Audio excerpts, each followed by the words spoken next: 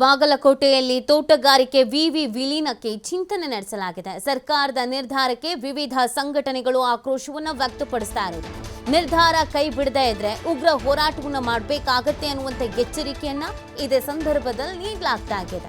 ಇದು ಸರ್ಕಾರದ ನಿರ್ಧಾರಕ್ಕೆ ಅನೇಕ ಸಂಘಟನೆಗಳು ಆಕ್ರೋಶವನ್ನು ವ್ಯಕ್ತಪಡಿಸ್ತಾ ಇರುವಂತ ರೀತಿ. ಸರ್ಕಾರ ಸಮಗ್ರ ವಿವಿ ಮಾಡಿದ್ರೆ ತನ್ನ ಅಸ್ತಿತ್ವವನ್ನ ಕಳೆದುಕೊಳ್ಳುತ್ತೆ ಈ ವಿವಿ. ಈಗಾಗಲೇ ವಿವಿಧ ಭಾಗಗಳಲ್ಲಿ ಅಧ್ಯಯನ ನಡೆಸಿರುವಂತ ಸಮಿತಿ. ಹೀಗಾಗಿ ಹೋರಾಟಗಾರರು, ಕೃಷಿಕ, ರೈತರಿಂದ ಇದಕ್ಕೆ ಭಾರಿ ವಿರೋಧವನ್ನ ವ್ಯಕ್ತಪಡಿಸಲಾಗ್ತಾ ಇದೆ.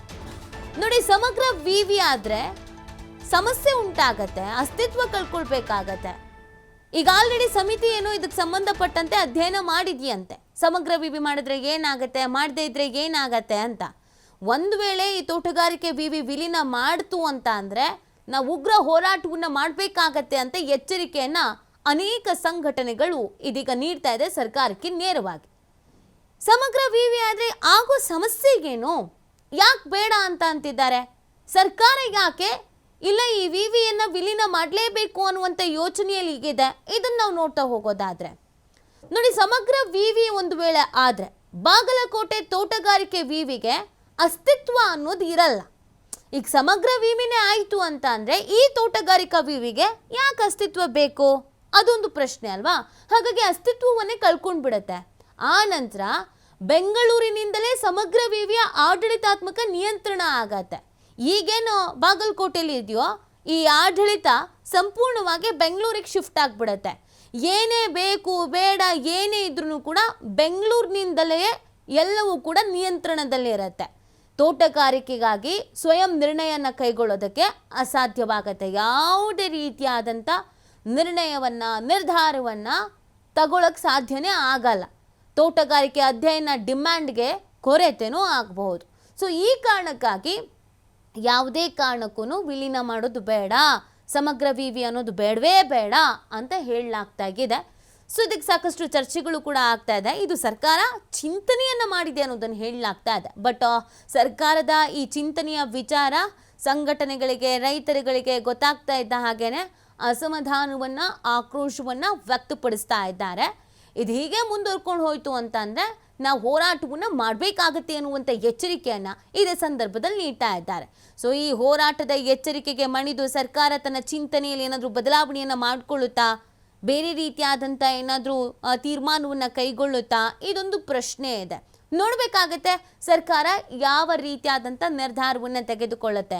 ಒಂದು ವೇಳೆ ಈ ಚಿಂತನೆಯನ್ನು ಮಾಡಿಯೇ ತೀರ್ತೀವಿ ಅಂತ ಸಮಗ್ರ ವಿವಿ ಅಂತಲೇ ಹೋದರೆ ಈ ಹೋರಾಟಗಾರರನ್ನು ಯಾವ ರೀತಿಯಾಗಿ ಎದುರಿಸ್ತಾರೆ, ಅವರಿಗೆ ಏನು ಉತ್ತರ ಕೊಡ್ತಾರೆ? ಮಾತುಕತೆ ನಡೆಸ್ತಾರಾ, ಸಂಧಾನ ಮಾಡ್ತಾರಾ, ಸಮಾಧಾನ ಮಾಡ್ತಾರಾ, ಆಶ್ವಾಸನೆ ಕೊಡ್ತಾರಾ, ಭರವಸೆ ಕೊಡ್ತಾರಾ, ಏನು ಮಾಡ್ತಾರೆ? ಇದು ಕೂಡ ಇಲ್ಲಿ ಮುಖ್ಯ ಆಗತ್ತೆ. ಒಟ್ಟಿನಲ್ಲಿ ಅಲ್ಲಿನ ಸಂಘಟನೆಗಳಂತೂ ಯಾವುದೇ ಕಾರಣಕ್ಕೂ ನಾವು ಈ ವಿಲೀನ ಆಗೋದಕ್ಕೆ ಬಿಡಲ್ಲ ಅಂತ ಹೇಳ್ತಾ ಇದ್ದಾರೆ.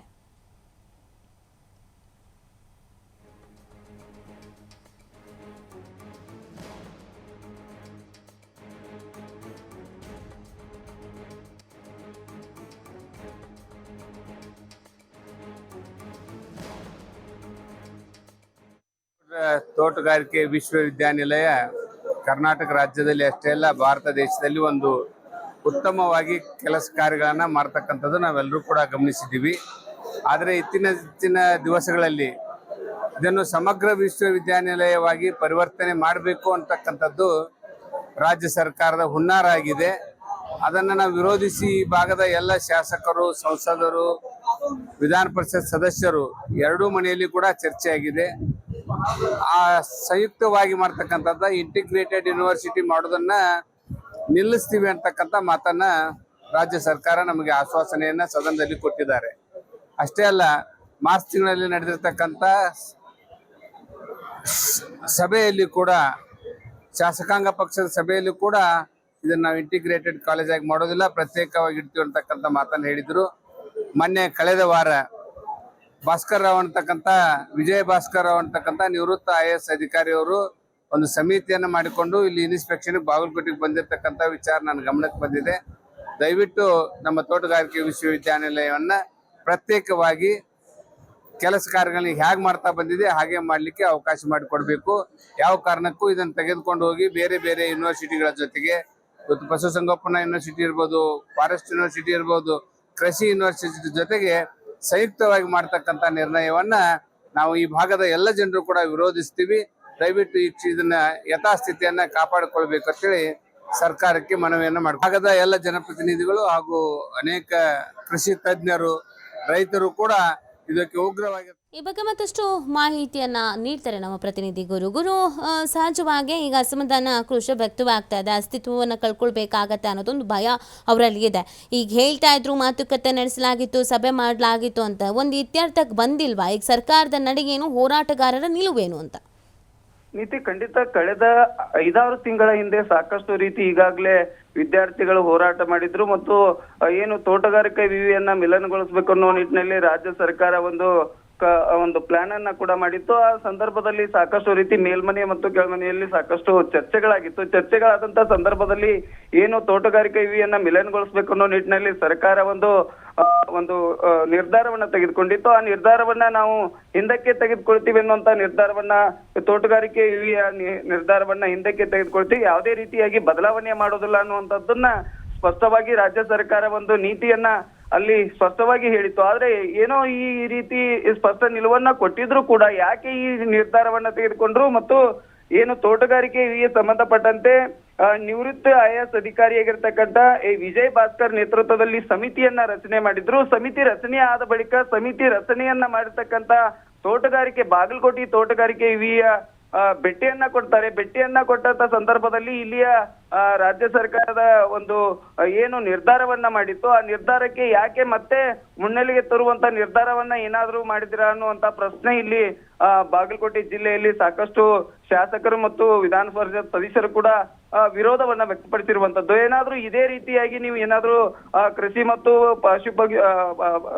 ಏನು ಈ ರೀತಿಯಾಗಿ ಎಲ್ಲಾ ಸಮಿತಿ ಜೊತೆ ಏನಾದ್ರೂ ನಿರ್ಧಾರವನ್ನ ಮಾಡಿದ್ದೆ ಆದ್ರೆ ನಾವು ಮುಂದಿನ ನಿರ್ಧಾರ ಹೋರಾಟವನ್ನ ಕೈಗೊಳ್ತೇವೆ, ಹೋರಾಟದ ರೂಪರೇಷೆಗಳನ್ನ ಹಾಕೊಳ್ತೀವಿ ಅನ್ನುವಂತ ಮಾತುಗಳನ್ನ ಈಗಾಗಲೇ ಶಾಸಕರು ಮತ್ತು ವಿಧಾನ ಪರಿಷತ್ ಸದಸ್ಯರು ಮತ್ತು ಮೇಲ್ಮನೆ ಕೆಳ ಸದಸ್ಯರು ಕೂಡ ಹೋರಾಟಕ್ಕೆ ನಾವು ಮುಂದೆ ನಿರ್ಧಾರವನ್ನ ತೆಗೆದುಕೊಳ್ತೇವೆ. ತೋಟಗಾರಿಕೆ ವಿವಿ ಭಾರತ ದೇಶದಲ್ಲಿ ಅತಿ ಹೆಚ್ಚಾಗಿ ಬಾಗಲಕೋಟೆ ಜಿಲ್ಲೆಯ ತೋಟಗಾರಿಕೆ ವಿವಿ ಏನಿದೆ ಇದು ಬಹಳ ಅತ್ಯುನ್ನತವಾದ ತೋಟಗಾರಿಕೆ ವಿವಿ ಇದೆ. ಇದನ್ನ ನೀವು ಜೋಡಣೆಯನ್ನ ಏನೋ ಮಿಲನಗೊಳಿಸೋದೇ ಆದ್ರೆ ನಾವು ಮುಂದಿನ ನಿರ್ಧಾರವನ್ನ ಹೋರಾಟ ರೂಪರೇಷೆಯನ್ನ ಹಾಕೊಳ್ತೇವೆ ಅನ್ನುವಂಥದ್ದ ಎಚ್ಚರಿಕೆಯನ್ನ ಇಲ್ಲಿಯ ರಾಜ್ಯ ಸರ್ಕಾರ ಮತ್ತು ಇಲ್ಲಿಯ ರಾಜ್ಯ ಸರ್ಕಾರ ವಿರುದ್ಧ ಒಂದು ಹೋರಾಟದ ಎಚ್ಚರಿಕೆಯನ್ನ ಕೂಡ ನೀಡಿರುವಂತದ್ದು ನೀತಿ. ಓಕೆ, ಥ್ಯಾಂಕ್ ಯು ಗುರು ಹಿರೇಮಠ್ ತಮ್ಮೆಲ್ಲ ಡೀಟೇಲ್ಸ್ಗಾಗಿ.